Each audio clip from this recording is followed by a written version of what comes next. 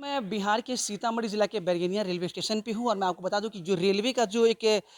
आदेश है वो उन्होंने ये किया है कि पूरे जो बिहार में जो कि मैं आपको बता दूँ कि अगले 2 दिनों तक बिहार में जो भी ट्रेन है या लोकल ट्रेन हो या मेल हो सभी ट्रेनों को 2 दिनों के लिए बंद कर दिया है। मैं आपको बता दूँ कि जिस तरह से अग्निपथ को लेकर जिस तरह से हर जगह पे जो हिंसा प्रदर्शन हो रही थी, बहुत सारे जो रेलवे स्टेशन है वहाँ पर नुकसान पहुँचाई गई है और उसकी वजह से जो कि रेलवे ने ये फैसला लिया है। एक्चुअली मैं आपको बता दूँ कि अगर आप कहीं जाना चाहते हैं तो ये चीज़ आपको अपना जो समय है और अपना जो टाइम टेबल है वो बदलना पड़ेगा, वो डेट है बदलना पड़ेगा। इसलिए क्योंकि रेलवे ने जो अभी 2 दिनों का वो जिन्होंने सभी ट्रेनों को बंद कर दिया है। बिहार में जो भी ट्रेनें मालगाड़ी की हम बात करें तो कुछ इक्का-दुक्का जो माल ट्रेनें हैं वो चल रही है। लेकिन जो पैसेंजर ट्रेन है, जो मेल ट्रेन है वो सभी को उन्होंने बंद कर दिया है। इस पर मैं आप देख बताना चाहूँगा कि देखिए जिस तरह से रेलवे स्टेशन पे हूँ और बिल्कुल सन्नाटा सा पसरा हुआ है और यहाँ पे देखेंगे प्रशासन के कुछ लोग हैं, जो रेलवे के जो जीआरपी के जो लोग हैं वो यहाँ पर मुस्तैदी से हैं, वो यहाँ पे रुके हुए हैं। लेकिन एक चीज़ मैं बता दूँ कि जिस तरह से जो प्रदर्शन हुए हैं अग्निपथ को लेकर, लगभग रेलवे ने जो एक आंकड़ा जो जारी किया है, उन्होंने कहा है कि लगभग अभी 2 से 3 दिनों में 500 करोड़ का जो नुकसान है, अब तक रेलवे को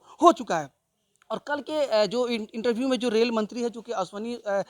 जो कि केंद्रीय रेल मंत्री है भारत के, उन्होंने कहा है कि रेलवे को जो नुकसान जो पहुंचा रहे हैं, उनके लिए जो कानून में बदलाव करने वाले हैं, उनकी तैयारी कर रहे हैं और सख्ती से पालन करने की बात कही जा रही है। एक चीज़ मैं बता दूं कि जिस तरह से रेलवे ने जो आंकड़े जारी किए हैं, लगभग जो ट्रेनों को जो आग लगाई गई, उसमें एक बोगी की जो कीमत है लगभग 1 से 1.5 करोड़ आंकी गई है और जो इंजन को जो नुकसान पहुंचाया गया, उसमें से भी लगभग एक इंजन को लगभग 15 करोड़ के आसपास उसमें खर्च होते हैं। ये चीज़ बताई जा रही है। लेकिन एक चीज़ मैं बता दूँ कि जिस तरह से अग्निपथ को लेकर जिस तरह से जगह-जगह पूरे बिहार ही नहीं, पूरे लगभग 16 राज्य की अगर हम बात करें भारत में, तो 16 राज्य में जो ज़्यादातर हिंसक प्रदर्शन है, वो देखने को मिला और उसके बाद में शुरुआत की अगर हम बात करें तो बिहार से लेके हरियाणा तक, हरियाणा से लेकर राजस्थान और यूपी जैसे बड़े राज्यों में भी इस तरह का जो हिंसा प्रदर्शन है, वो देखने को मिल रहा है। एक चीज़ और मैं आपको बता दूँ कि इसमें जोड़ना चाहूँगा कि सरकार ने जिस मनसे से जिस उनका जो ये चीज़ था कि रोज़गार को लेकर वो ये उन्होंने अग्निपथ को सामने लेकर आए थे कि जो बेरोज़गार लोग हैं उनको रोज़गार देने के। लेकिन सरकार के मोदी सरकार को ये नहीं पता था कि ये चीज़ जो है वो उनको उल्टा पाला पड़ जाएगा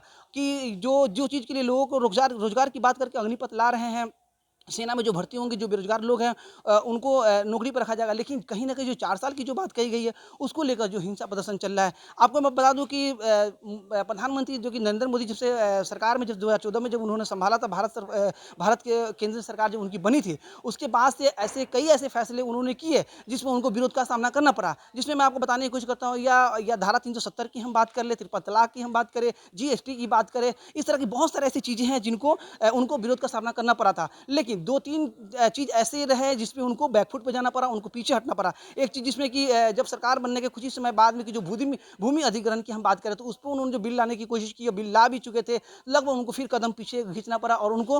वापस लेना पड़ा। फिर उसके बाद मैं आपको बता दूँ कि जिस तरह से किसान आंदोलन की हम बात करें, जो कि कृषि कानून को लेकर जो कि उन्होंने वो लेकर आए थे, उसपे भी लगभग 1 सालों तक जो कि आपको मैं बता दूँ कि पूरे दिल्ली में पूरे धरना प्रदर्शन हुआ और बहुत ज़्यादा जो किसान थे, वो आंदोलन पर लगभग 1 साल तक बैठे हुए थे। फिर उसके बाद उन्होंने इन सब चीज़ों को एक बार खुद से वो सामने आए और देश के जो किसान थे उनसे माफ़ी माँगी और उसके बाद से उन्होंने कहा कि शायद मैं समझाने में नाकाम रहा, लोगों तक जो किसान को अपने तरफ खींचने में कामयाब रहा, हमारे अंदर कोई कमी थी जो शायद हम इन सब चीज़ों को नहीं कर पाए और उन्होंने फिर से किसान आंदोलन को उन्होंने माफ़ कीजिएगा किसान जो कृषि कानून थी उनको वापस उन्होंने ले लिया। लेकिन क्या जो कि इस बार फिर से अग्निपथ की हम बात करें, जिस तरह से उन्होंने लॉन्च किया, बहुत सारे सरकार के जो लोग हैं अलग-अलग तरीके से उन्होंने लोगों को बताने की कोशिश भी कर रहे हैं। लेकिन जो कि छात्र है, देश के जो युवा है, वो मानने को तैयार नहीं है। वो सीधे तौर पे यही कह रहे हैं कि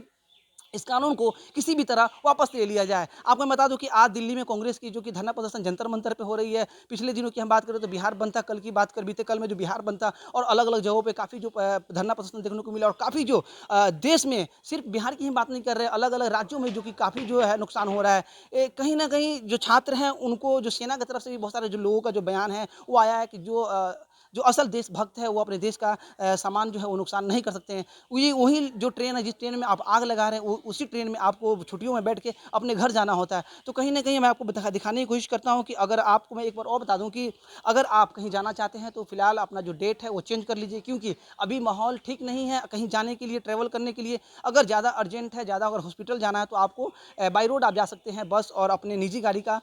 इस्तेमाल कर सकते हैं। लेकिन उसमें भी आपको ये